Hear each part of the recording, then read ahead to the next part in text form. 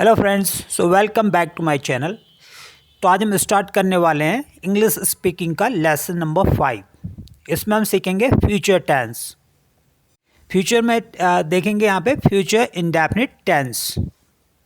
तो सबसे पहले देख लेते हैं कि फ्यूचर इंडेफिनिट टेंस में किस तरह के सेंटेंसेस आते हैं। तो जिनके हिंदी में जिन वाक्यों के लास्ट में, जिन सेंटेंसेस के लास्ट में गा गी गे आता है, उनको हम बोलते हैं कि ये फ्यूचर इंडेफिनिट टेंस है। फॉर एग्ज़ाम्पल, जैसे मैं कल स्कूल जाऊंगा, तो इसमें गा आ गया। वह कल यहाँ आएगा, इसमें गा आ गया। वह आपसे बात करेगी, इसमें गी आ गया।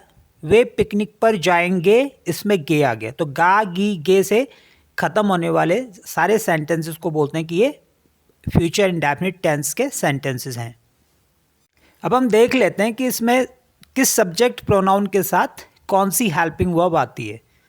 तो जैसे यहाँ पे आई और वी है, तो आई और वी के साथ हम हमेशा यूज़ करते हैं शैल का।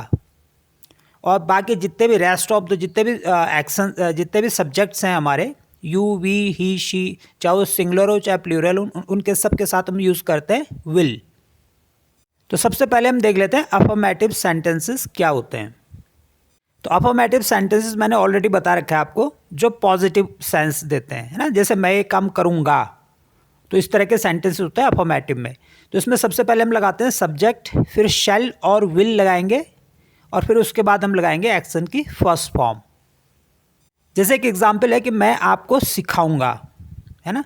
तो मैं आपको सिखाऊंगा, ये फ्यूचर इंडेफिनिट का टेंस है, मतलब सेंटेंस है। ये फ्यूचर इंडेफिनिट का सेंटेंस है। तो इसमें हम सबसे पहले क्या लगाएंगे, सब्जेक्ट आई, फिर हम आई के साथ लगाते हैं शैल, और फिर सिखाऊंगा के लिए सिखाने के लिए बोलते हैं टीच। तो आई शैल टीच यू, मैं आपको सिखाऊंगा।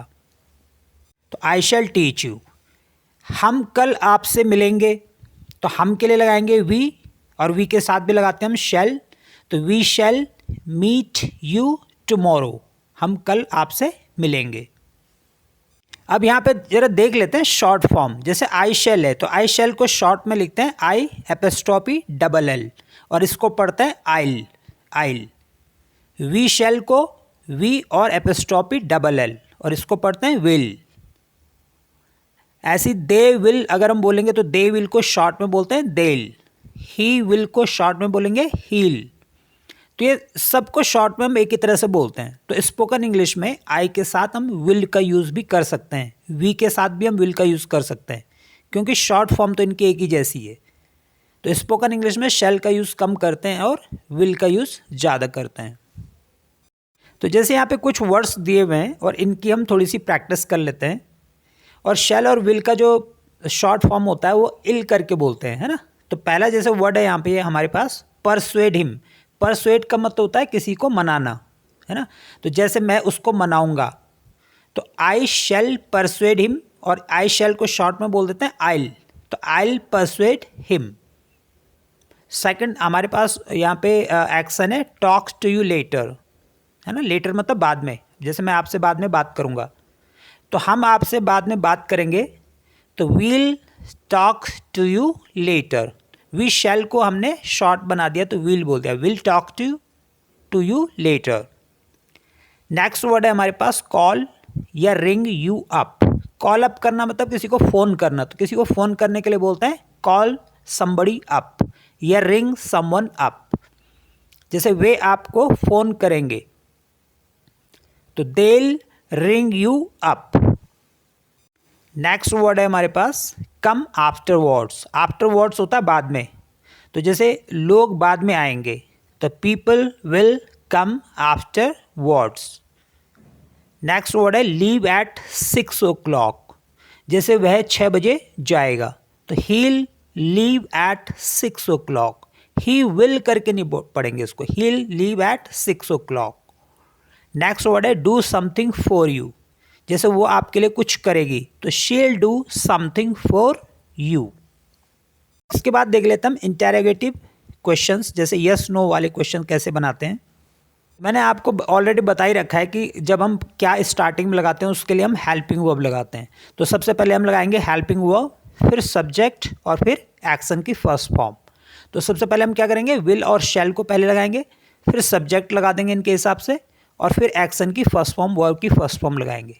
तो जैसे पहला एक एग्जाम्पल है कि क्या आप चाय पियोगे, है ना, तो गे से पता लग जाता है फ्यूचर का है, और इसमें क्योंकि यू है तो इसलिए हम क्या लगाएंगे, विल। तो विल यू, और चाय पीने के लिए बोलते हैं टेक टी, तो विल यू टेक टी, क्या आप चाय पियेंगे। और क्या वह चाय पिएगा, तो वह के लिए भी विल लगाते हैं, तो विल ही टेक टी, क्या वह चाय पिएगा। अब हम देख लेते हैं नेगेटिव सेंटेंसेस, है ना। नेगेटिव सेंटेंस बनाने के लिए हम क्या करेंगे, जैसे विल नॉट है, विल नॉट को शॉर्ट में लिख देते हैं वॉन्ट, है ना। तो आप वॉन्ट का ही यूज़ करना सबके साथ, कोई दिक्कत नहीं है। स्पीकिंग में हम शैल का यूज़ करने की ज़रूरत नहीं है। तो जैसे क्या आप, एक एग्जाम्पल देख लेते हैं, क्या आप इंग्लिश बोलेंगे, तो विल यू स्पीक इंग्लिश, तो इसका आंसर होगा yes, I will speak English, मैं इंग्लिश बोलूँगा। और अगर मैं इंग्लिश नहीं बोलूँगा तो आई विल नॉट, और विल नॉट को शॉर्ट में बोलते हैं वॉन्ट, तो आई वॉन्ट स्पीक इंग्लिश, मैं इंग्लिश नहीं बोलूँगा। नेक्स्ट है जैसे क्या वह इस बात का बुरा मानेगी, विल शी माइंड इट, तो yes she'll mind it, she'll mind it, and no she won't mind it, वो इसका बुरा नहीं मानेगी, शी वॉन्ट माइंड इट। तो यहाँ पे कुछ वर्ड्स हैं जिनसे लेके आप थोड़ी सी प्रैक्टिस कर सकते हैं, जैसे forget to bring your pen, write with the pen, wake up early या गेट अप अर्ली, है ना, know someone here, obey your parents, fetch vegetables. जैसे पहला क्वेश्चन हम बना सकते हैं कि will you forget to bring your pen, क्या आप अपना पेन लाना भूल जाएंगे, तो आंसर होगा यस। अगर यस बोलेंगे तो I will forget to bring my pen, मैं अपना पेन लाना भूल जाऊँगा। एंड नहीं भूलूंगा तो I won't forget to bring my pen. Next word है यहाँ पे राइट विद अ पेन, जैसे मैं पेन से लिखूंगा तो इसके लिए बोलेंगे I will write with a pen. वह जल्दी उठेगा सुबह, तो ही विल, है ना, ही विल को शॉर्ट में बोलते हैं he'll, so he will wake up early in the morning. Next word है अब्यूज, तो जैसे वे किसी को गाली नहीं देंगे, तो they won't abuse anyone here. Next word है ऑबे हर पेरेंट्स, जैसे वो अपने पेरेंट्स की बात को मानेगी, तो शील ऑबे हर पेरेंट्स। और जैसे राम मार्केट से सब्जी लेके आएगा, तो Ram will fetch vegetable from market. अब हम देख लेते हैं इंटेरोगेटिव नेगेटिव। इंटेरोगेटिव नेगेटिव में सबसे पहले क्या आता है, क्या, और बीच में क्या आता है, नहीं, है ना। तो जैसे क्या आप मेरी मदद नहीं करोगे, है ना, तो इसमें इंटेरोगेटिव भी हो गया, नेगेटिव भी हो गया। तो इसके लिए हम क्या लगाएंगे, स्टार्टिंग में क्या के लिए लगाते हैं, विल, तो विल यू, और फिर लगाएंगे not, will you not assist me, assist का मतलब होता है मदद करना, तो विल यू नॉट असिस्ट मी, क्या आप मेरी मदद नहीं करेंगे। तो और विल नॉट को शॉर्ट में हम वॉन्ट बोल देते हैं, तो इसको एक साथ हम ऐसे लगा सकते हैं, वॉन्ट यू असिस्ट मी, क्या आप मेरी मदद नहीं करेंगे। इसी तरह से यहाँ पे कुछ वर्ड्स हैं, इन वर्ड्स से हम जो है प्रैक्टिस करेंगे। जैसे क्या आप कुछ नहीं कहेंगे, है ना, तो क्या आप कुछ नहीं कहेंगे, इसके लिए क्या बोलेंगे, वॉन्ट यू से समथिंग या anything, won't to say anything. क्या आप उसे नहीं डराएंगे, वॉन्ट टू स्केयर हिम। क्या आप बिल पे नहीं करेंगे, won't you pay the bill. क्या आप उसे सबक नहीं सिखाएंगे, won't to teach him lesson. क्या आप मुझे सुनेंगे नहीं, won't to listen to me. And क्या आप पैसा उधार नहीं लेंगे, वॉन्ट यू बोरो मनी। और क्या आप तुक्का नहीं मारेंगे, want you hit the fluke. इसके बाद देख लेते हैं हम WH वर्ड्स वाले क्वेश्चंस। मैंने आपको ऑलरेडी बताया हुआ है कि जो सब इसमें हम सबसे पहले क्या लगाते हैं, क्वेश्चन वर्ड लगाते हैं, फिर हम विल लगाएंगे या शैल लगाएंगे। तो यहाँ पे हम विल ही लगा लेते हैं सबके लिए, फिर हम लगाते हैं सब्जेक्ट, और फिर उसके बाद एक्शन यानी कि मेन वर्ब की फर्स्ट फॉर्म। तो जैसे आप क्या खाएंगे, है ना, तो इस बीच वाले जो क्या के लिए हम क्या लगाते हैं, क्वेश्चन वर्ड व्हाट। तो व्हाट, फिर लगाएंगे विल, फिर यू, एंड फिर ईट। व्हाट विल यू ईट, आप क्या खाएंगे। जैसे कुछ थोड़ी सी प्रैक्टिस कर लेते हैं, जैसे लोग क्या सोचेंगे, तो व्हाट विल पीपल थिंक। वे क्या कहेंगे, व्हाट विल दे से। वह क्या पढ़ाएगी, व्हाट विल सी टीच। वह क्या लाएगी, व्हाट विल सी फैच। आप क्या खरीदेंगे, व्हाट विल यू बाय। आप क्या पिएंगे, व्हाट विल यू ड्रिंक। आप क्या करेंगे, what will you do. Do miss करना, तो व्हाट विल यू डू, आप क्या करेंगे। ऐसी नेक्स्ट वर्ड है वैन, तो जैसे आप कब जाओगे, वैन विल यू लीव। आप यहाँ कब आओगे, when will you come here. Here मतलब यहाँ। आप उसे कब बताओगे, when will you tell him.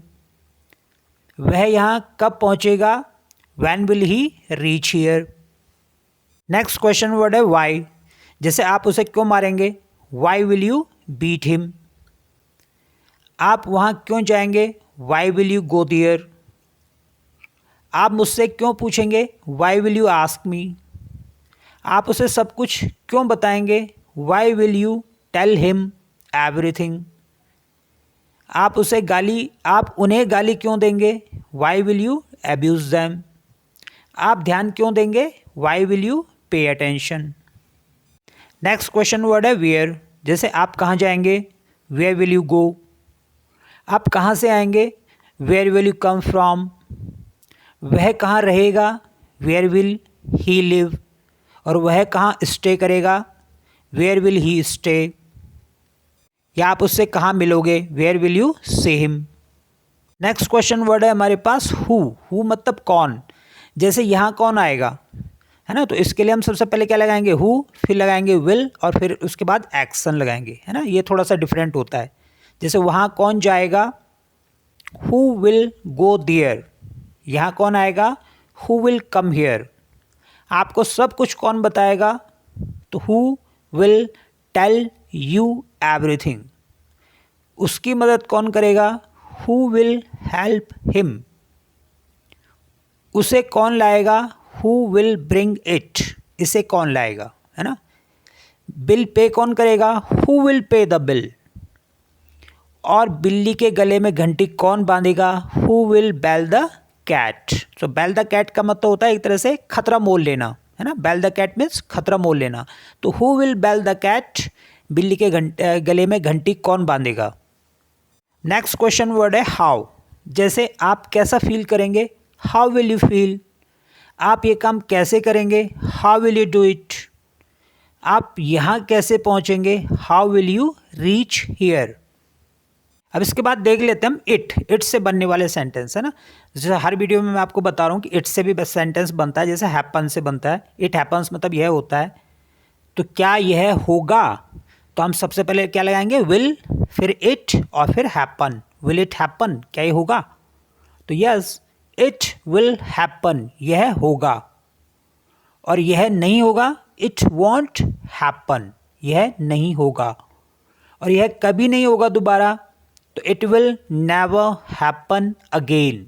It will never happen again होता है कि यह दोबारा कभी नहीं होगा। भाई यह कब होगा, व्हेन विल इट हैपन। यह क्यों होगा, why will it happen. And यह कैसे होगा, हाउ विल इट हैपन। तो प्रैक्टिस करनी पड़ेगी आपको। अब हम देख लेते हैं मे और माइट क्या होता है, इनमें क्या डिफरेंस है। देखो जहाँ पे कहीं पे हमें संभावना शो करनी होती है कि ये हो सकता है, वहाँ पे हम मे और माइट का यूज़ करते हैं। जहाँ पे संभावना ज़्यादा होती है वहाँ पे हम मे का यूज़ करते हैं, और जहाँ पे संभावना कम होती है वहाँ पे हम माइट का यूज़ करते हैं। यानी कि अगर 80% 90% संभावना है एक चीज़ होने की तो हम लगाएंगे मे, और 20 या 10% अगर होने की संभावना है तो हम लगाएंगे माइट। जैसे फॉर एग्ज़ाम्पल, क्या बारिश होगी, विल इट रेन। तो आपको लग रहा है कि यस होगी, पक्का होगी, तो आप बोलेंगे इट विल रेन टुडे, आज बारिश होगी। लेकिन आप कह सकते हो कि भाई चांसेस हैं, ज़्यादा चांसेस हैं, तो हम बोलेंगे इट विल की जगह हम कर देंगे मे। तो इट मे रेन टुडे, आज बारिश हो सकती है। और अगर आपको लग रहा है कि चांसेस कम हैं तो इट माइट रेन टुडे, शायद ही हो बारिश, ऐसे बोलते हैं ना, इट माइट रेन टुडे। जैसे एक और एग्जांपल देख लेते हैं, भाई क्या वह आज आएगा, विल ही कम टुडे। तो अब हमारे पास ये पॉसिबिलिटी है कि अगर हमें लगता है कि भाई ज़्यादा संभावना है उसके आज आने की, है ना, तो हम बोलेंगे ही मे कम टुडे, आज वो आ सकता है भाई, है ना, पॉजिटिव तरह से बोले हमने। लेकिन अगर हम बोलेंगे कि शायद आ जाए आज, तो हम वहाँ पे बोलेंगे ही माइट कम टुडे, शायद आ भी सकता है मतलब वो, है ना। तो ही माइट कम टुडे। ऐसी एक वर्ड है प्रोबेबली, प्रोबेबली और पॉसिबली, और तीसरा वर्ड है लाइकली, है ना। तो प्रोबेबली जो है अगर 90% चांसेस है कि भाई वो आ सकता है, आएगा, और पॉसिबली होता है कि शायद वो आ जाए, है ना।